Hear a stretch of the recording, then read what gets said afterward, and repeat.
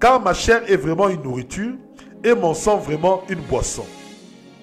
Qui mange ma chair et boit mon sang demeure en moi et moi en lui. De même qu'envoyé par le Père qui est vivant, moi je vis par le Père. De même, celui qui me mange vivra lui aussi par moi. Alléluia. Ça, c'est une parole que nous disons dire gloire au Seigneur Jésus-Christ. Il dit ceci: celui qui mange mon corps, celui qui boit mon sang, demeure en moi et moi en lui.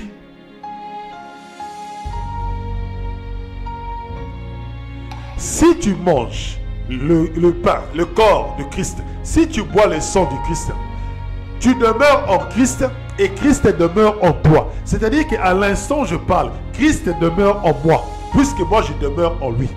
Il rajoute encore, il dit que vous aurez la vie éternelle. Je vous ressusciterai le dernier jour. Pourquoi? Parce qu'il demeure en nous. Lorsqu'il reviendra, malgré que nous sommes morts, il regardera le mort. Il dira, je demeure où ça? Ah oui, le frère Calais, je demeure en lui. Je vais le ressusciter d'entre les morts. Jésus-Christ ne ressuscitera pas tout le monde pour la vie éternelle. D'autres seront ressuscités pour la mort éternelle, mais nous serons ressuscités pour la vie éternelle. Non pour la damnation éternelle, mais pour la vie éternelle.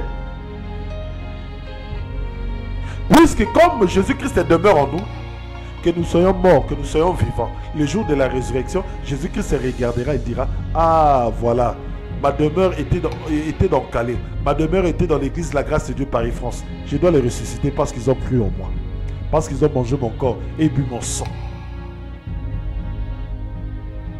Écoutez, il dit encore, de même qu'envoyé par le Père qui est vivant, moi je vis par le Père. Jésus-Christ vit par le Père. Le Seigneur vit par le Père. Écoutez maintenant l'enchaînement. Écoutez maintenant ce qu'il dit par rapport à nous qui allons manger le corps du Christ, qui allons manger le pain de vie, qui allons boire son sang, le sang de la nouvelle alliance. Écoutez ce qu'il dit par rapport à nous quand nous mangeons cela.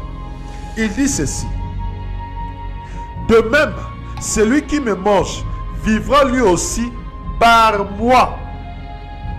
De même, celui qui mange le corps vivra lui aussi par moi. Nous, quand nous mangeons le corps du Christ, nous ne vivons plus par nous, mais nous vivons par lui. C'est-à-dire que nous ne vivons plus selon nos sentiments, selon nos désirs, selon notre volonté, mais nous vivons maintenant selon les désirs, selon la volonté du Seigneur Jésus-Christ. Alléluia. Bien-aimé, moi je ne vis plus selon Calais, je vis selon le Seigneur Jésus-Christ. Je ne raisonne plus selon Calais, mais je raisonne selon le Seigneur Jésus-Christ. Parce qu'il a renouvelé mes pensées. Gloire à Dieu. Toi, tu vis par toi-même. Regarde comment est-ce que ton comportement est.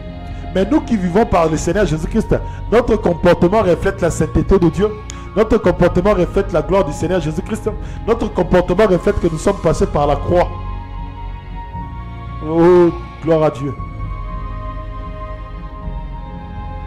Donc, comme le Seigneur Jésus-Christ vit en nous, il a dit, comme il vit en nous, il ressuscitera aussi ce corps mortel. C'est-à-dire qu'il t'apportera la guérison. Comme dans la condamnation, il te donnera l'infirmité et la mort. Comme dans la sainteté, dans la vie, il te donnera la vie dans ton corps. Ton corps